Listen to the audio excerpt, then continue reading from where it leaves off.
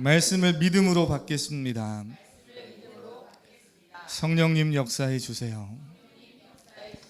아멘. 네, 성령 하나님 함께 하심을 믿습니다. 어제 우리가 영상 잠깐 봤듯이 주일학교 아이들과 함께 했던 성경학교 이야기를 좀 하면서 오늘 말씀으로 넘어가려고 합니다. 하나님이 모세를 통해서 이스라엘 백성들에게 성막을 지으라고 하셨죠. 오늘 본문은 예레미야서인데 출애굽기를 보면 하나님이 이스라엘 백성들에게 성막을 지으라고 하십니다. 모세에게 하나님을 위한 성소, 같은 단어는 다르지만 같은 개념인데요, 성막을 지으라고 말씀하셔요. 그러면서 어떻게 지어야 할지 방법도 설계도도 다 말씀해 주십니다.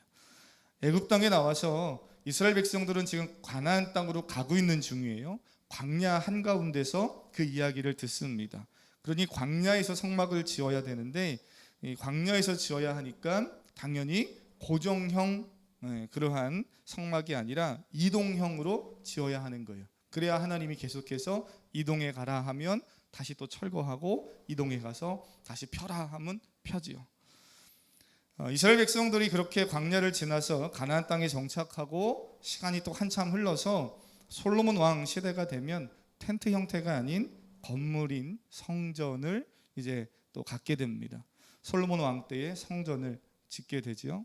그래서 성막 시대에는 성막에서, 성전 시대에는 성전에서 하나님을 만나고 하나님을 예배했습니다.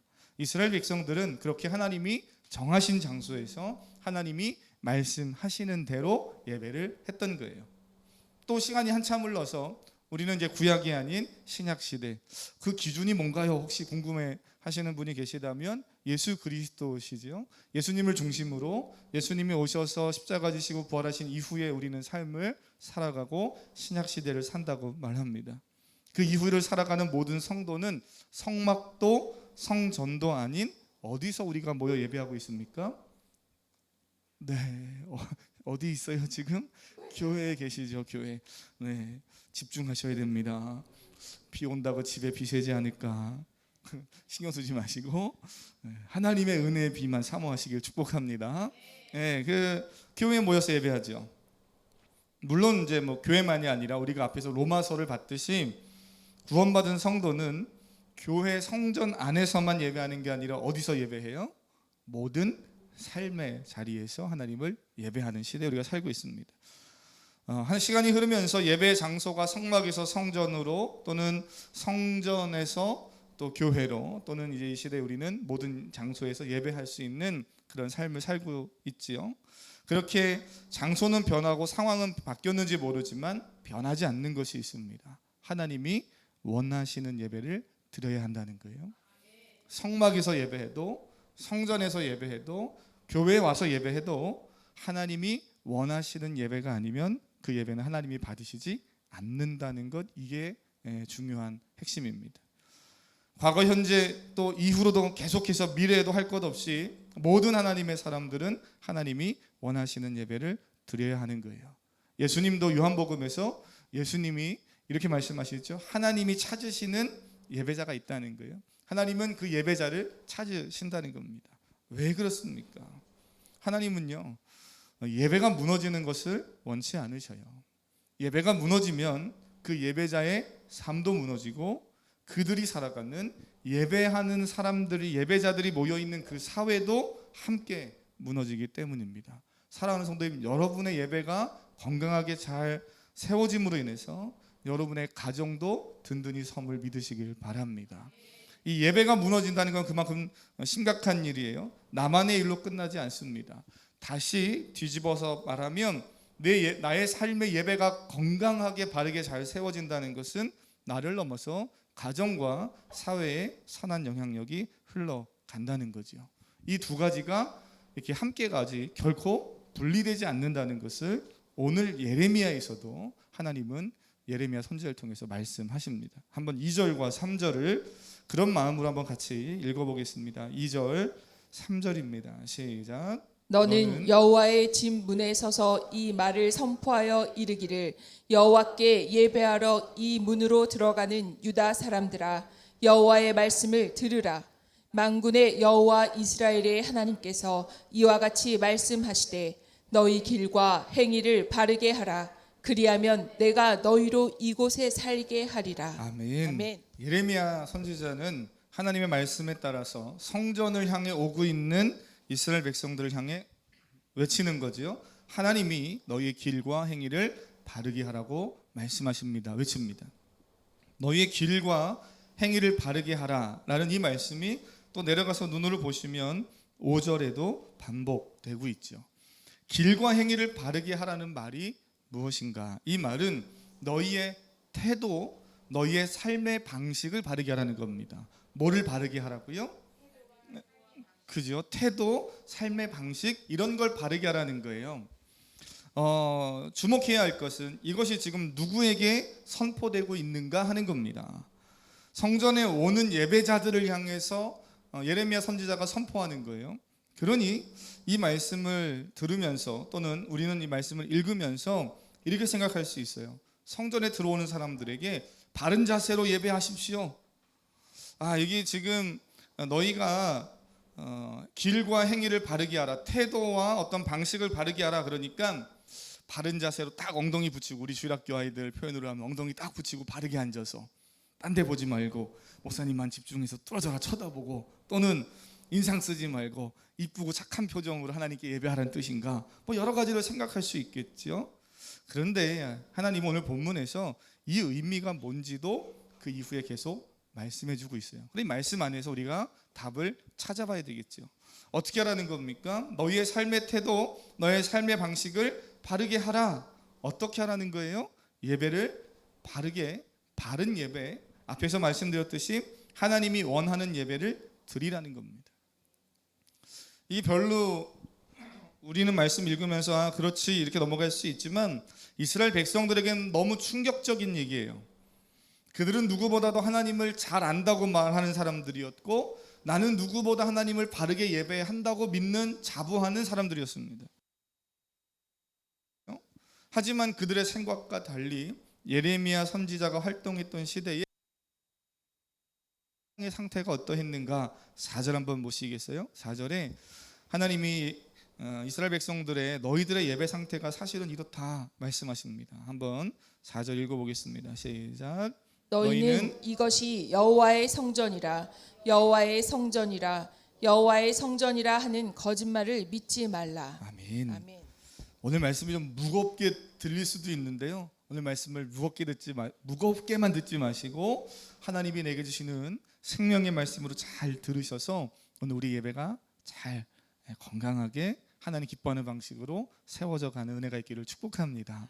하나님 이렇게 말씀하시는 거예요. 성전을 향해 들어오는 백성들을 향해서 예레미야 선지자가 성전의 앞에 입구에 서가지고요, 이곳을 성전이라 하지 말라, 여호와의 성전이라 하지 말라, 성전이라 하지 말라, 이렇게 막 외치는 겁니다.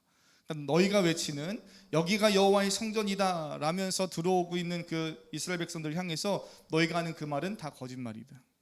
이곳은 여호와의 성전이, 바꿔 말하면 아니다, 뭐 이렇게 외치는 거죠. 별로 안 놀라셔서 제가 좀 바꿔서 말씀을 드리면, 오늘 예배 주일날 오는데 제가 저 입구에 문 앞에 서서 들어오는 성도님 한 분 한 분 보고, 성도님 여기는 교회가 아닙니다. 하나님 여기는 하나님이 계시지 않습니다. 이러면서 제가 오는 성도님들한테 계속 외치는 거예요. 뭐 하라는 거예요? 돌아가라는 거죠. 네, 이래도 안 놀라시는군요. 우리 교회는 그런 교회가 아니라고 확신하시니까 그런 거죠. 들어오는데 입구에 서서 선지자가, 또 요즘 우리로 표현으로 목사인 제가 그렇게 외친다면 얼마나 충격적이겠어요. 그 외침을 예레미야는 4절에서 3번이나 반복합니다. 성경에서 그냥 아무 의무 없이 지면에 뭔가 이렇게 공간을 채우려고 반복하는 건 하나도 없어요. 3번을 반복한다는 건 그만큼 강조하고 있는 겁니다. 그만큼 그 시대의 예배가 완전히 무너졌다는 거예요. 이스라엘 백성들이 믿고 있는 것이 있었습니다. 성전에는 하나님이 계시다. 사랑하는 성도님, 지금 여기에도 성령 하나님 우리와 함께 계시는 줄 믿습니다.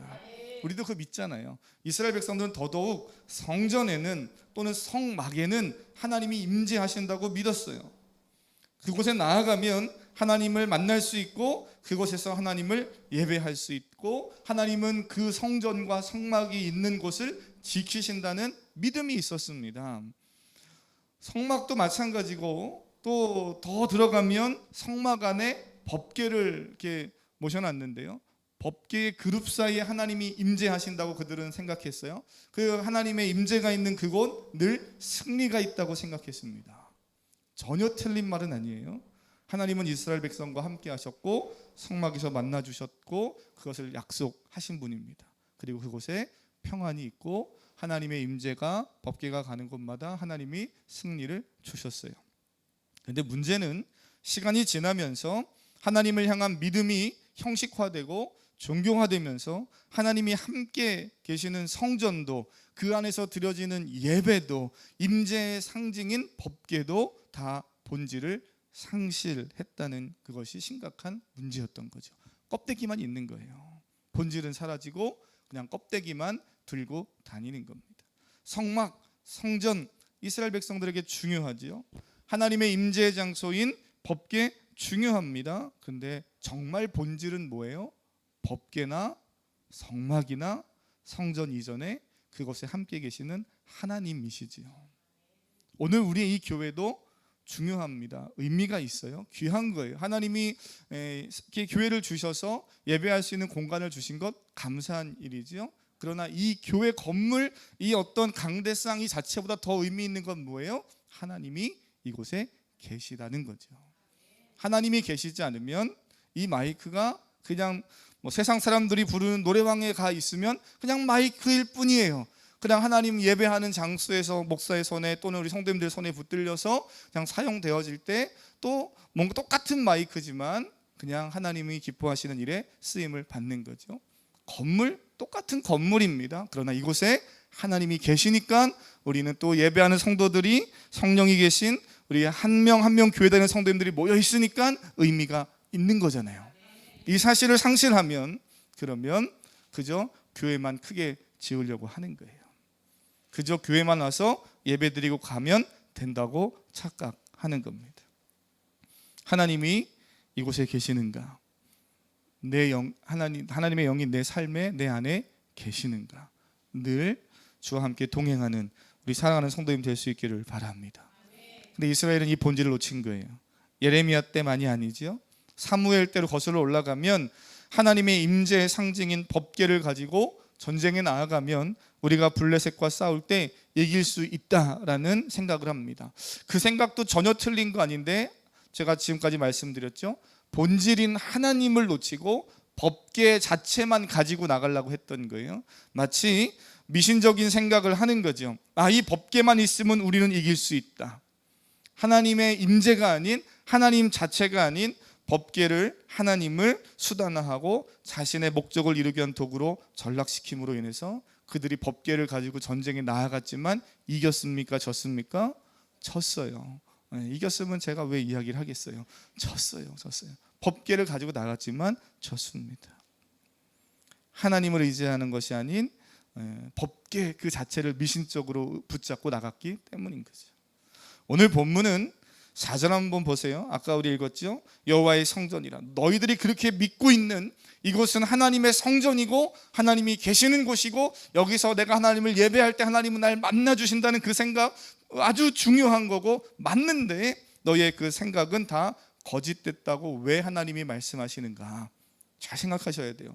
그리고 또 내려가셔서 보시면 오늘 본문은 아니지만 16장 올라가셔서요. 쭉 올라가셔서 16장 13절과 14절에도 이스라엘 백성들이 또 믿고 있는 것이 있었는데 무엇인지 한번 보겠습니다. 16장 13절 14절 한번 읽어보겠습니다. 시작.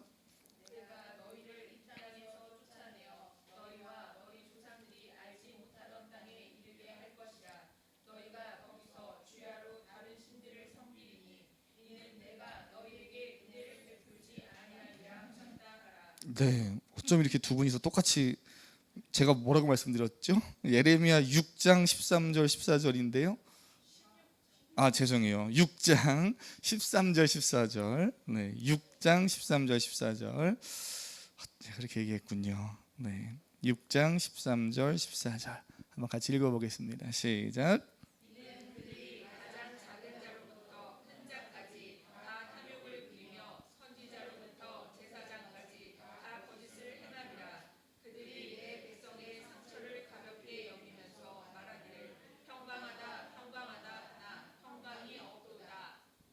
그렇죠? 뭐라 그럽니까? 평강하다 하나 평강이 있대요, 없대요?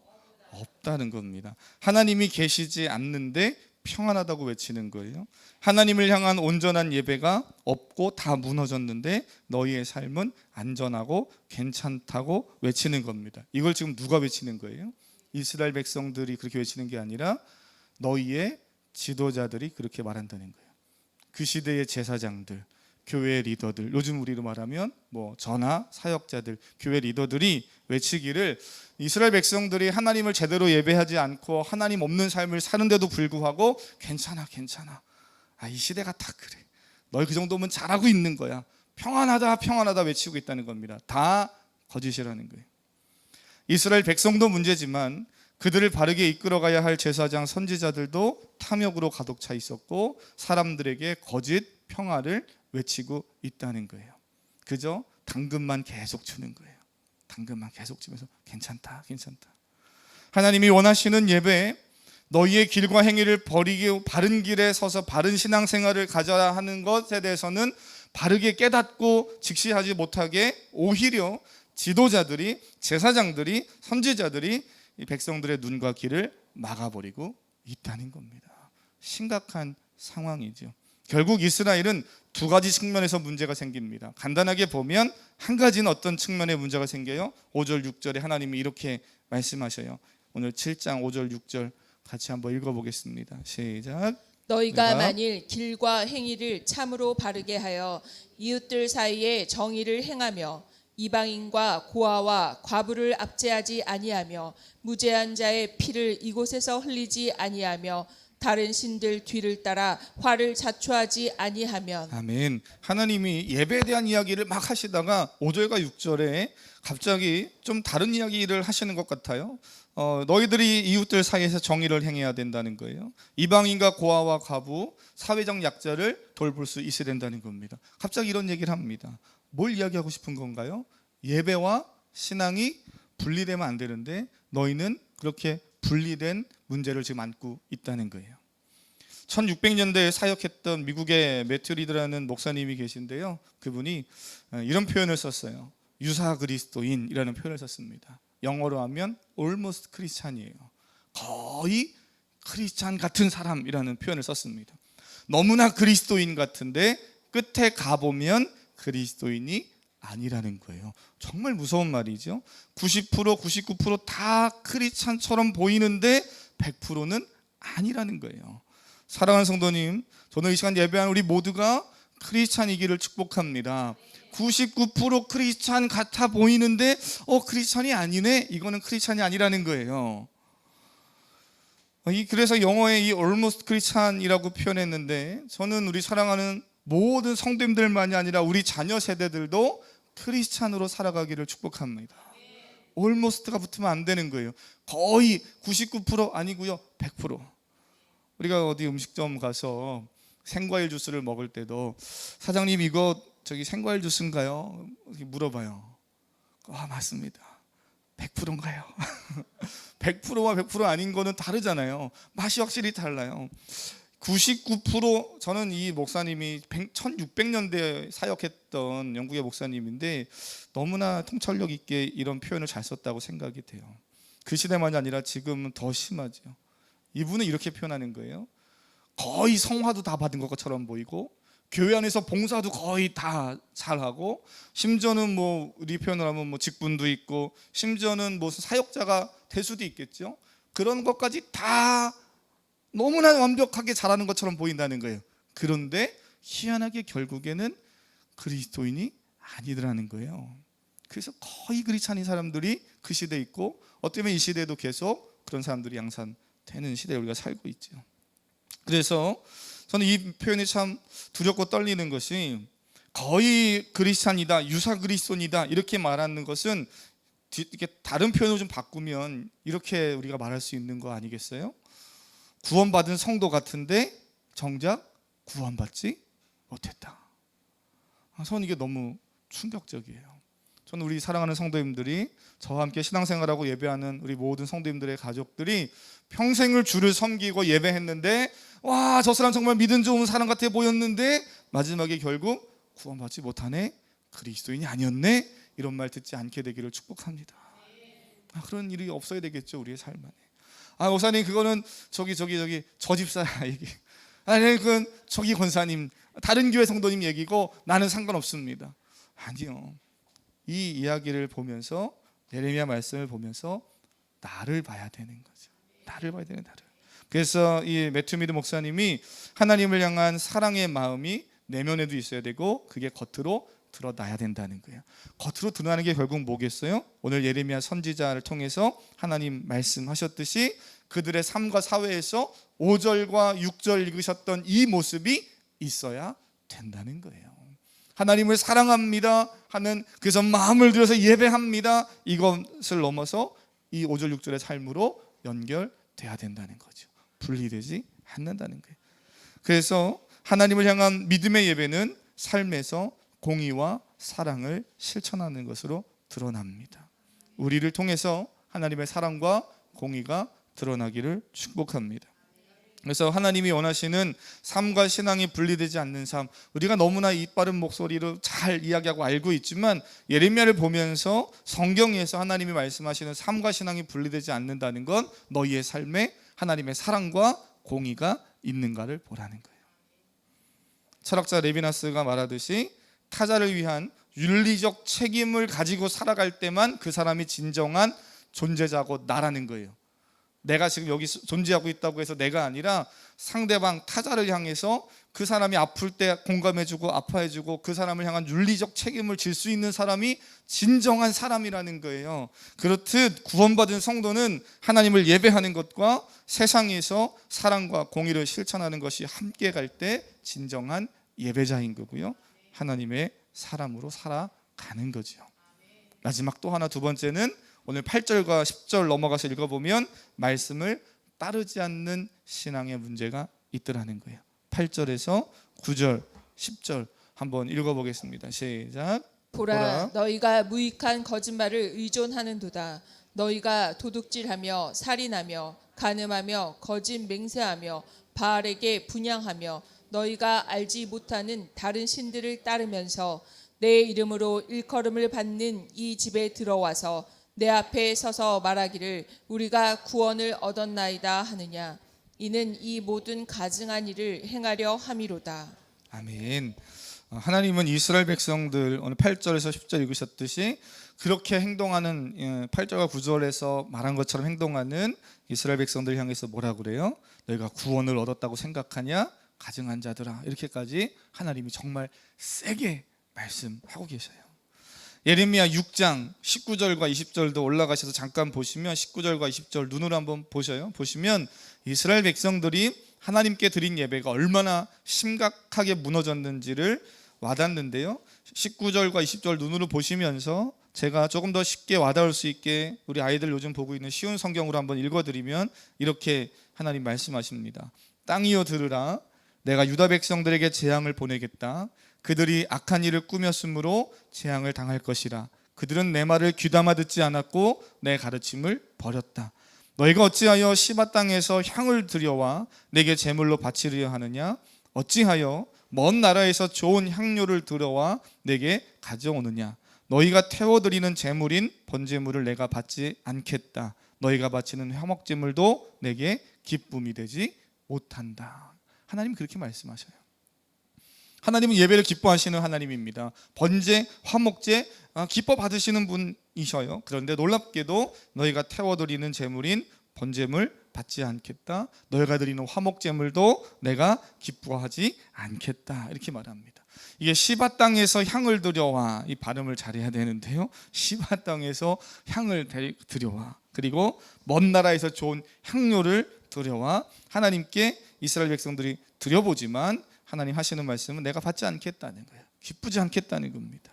제가 이렇게 좀 바꿔서 우리 성도님들이 좀 쉽게 이해하게 말씀을 드리면, 만일 우리 여러분의 자녀들이 성장해서 잘 열심히 공부하고 열심히 재능을 잘 갈고 닦아서 해외에 가서 열심히 이제 돈 벌고, 그래서 엄마 아빠에게 좋은 고가의 명품을, 귀한 거를 하나 사가져와요. 근데 부모에게 와서 선물을 주는데 그거를 던지듯 그냥 주고 가고, 그리고 그 이후에는 엄마 아빠의 말을 전혀 듣지도 않고 연락도 안 하고 그러고 혼자 살아간다면 저 멀리서 정말 귀한 거, 엄마 아빠 이거 리미트 에디션입니다, 정말 하나밖에 없는 거, 정말 2개밖에 없는 거를 제가 정말 열심히 일해서 사가지고 왔습니다. 그리고 저도 던져놓고 그 이후로 엄마 아빠와 관계도 좋지 않고 연락도 안 하고 지멋대로 살고 막 나쁜 길로 간다면 그 선물은 기쁨이 아니라 고통이지요. 이거 안 사오더라도 내 말도 좀 들어주고 나와 좀 같이 교제도 하고 그러면서 살면, 그러면서도 선물은 조금 작은 걸 가져오더라도 얼마나 좋겠어요. 왜 그렇게 생각합니까? 우리가 말을 귀담아 듣지 않는다는 것, 나와의 관계가 끊어졌다는 거죠. 나를 존중하지 않는다는 거예요. 하나님이 정말 싫어하는 것은요, 말씀을 귀담아 듣지 않고 하나님의 말씀을 따르지 않아서 하나님을 존중하지 않는 것, 하나님이 싫어하신다는 거예요. 내가 드리는 예배를 당연히 하나님이 받으신다고, 하나님 당연히 받으셔야죠, 제가 드리는 예배인데, 이런 분은 물론 안 계시겠지만 그렇게 생각하는, 어떻게 보면 이스라엘 백성들은 그렇게 자기 확증에 빠져 있는 거예요. 이런 표현 들어보셨습니까? 확증 편향이라는 게 있어요. 내가 믿고 싶은 대로만 믿는 거예요. 내가 생각하고 싶은 대로만 생각하는 겁니다. 그 생각, 내가 원하는 것에 반하는 다른 정보가 들어왔을 때 내가 생각하는 것과 다르네? 이런 일도 가능하네? 라고 뭔가를 비교하고 분석해야 되는데, 그러지 않고 확증 편향에 빠지면 그냥 내가 생각하는 것만 옳다고 믿고 가는 거예요. 그래서 오히려 바른 정보가 들어와도 그걸 다 밀어냅니다. 구원받은 성도는 내가 믿고 싶은 대로 믿는 사람이 아니에요. 우리는 하나님의 말씀이라는 기준을 가지고 믿어야 확증 편향에 빠지지 않을 수 있습니다. 사랑하는 성도님, 하나님 말씀 안에서 옳고 그름을 잘 분별하며, 우리가 지난주까지 봤던 디도서 말씀처럼 깨어서 분별하며 살아가시는 성도님 되시기를 축복합니다. 예레미야 시대에 이스라엘 백성들이 그렇게, 나 예배 잘 드리고 있어, 나 성전에 왔으니 주님 만나고 갈 거야, 하나님이 또 내 기도 응답하시겠지, 우리는 코로나 시대에도 코로나 안 걸릴 수 있어, 지구가 멸망해도 나는 살아남을 수 있어, 그래 난 괜찮아, 자기 그런 어떤 착각 속에 빠져 있는 거예요. 지구가 무너지고 환경이 파괴되는데 그리스도인이 그 안에서 같이 고통을 받지 어떻게 안 받습니까? 그러니 나라와 민족을 위해 기도해야 되고, 하나님 창조하신 자연을 위해서 더욱 우리가 애써야 하는 거지요. 그러니 사랑하는 성도님 축복합니다. 오늘 말씀 듣고 너희가 길과 행위를 바르게 하라 하신 말씀처럼 하나님이 기뻐하시는 그러한 예배자로 살아가시기를 축복합니다. 삶과 신앙이 분리되지 않고 함께 가기를 축복하고요. 두 번째, 우리가 봤듯이 하나님의 말씀을 잘 따라가기를 축복합니다. 우리 그런 마음을 가지고 주일학교 아이들 어제 함께 우리 이 찬양 고백했는데요, 어렵지 않습니다. 원래 어른들이 부르는 찬양인데 주일학교 아이들이 어제 부르면서 너무나 아이들이 목소리로 이쁘게 고백했던 찬양이 있습니다. 내 안에 가장 귀한 것 예수를 알미라. 우리 한번 이 찬양 고백하고, 하나님 그렇습니다, 그렇게 또 한 주간 살겠습니다, 우리 고백하며 기도하겠습니다. 내 안에 가장 귀한 것, 내 안에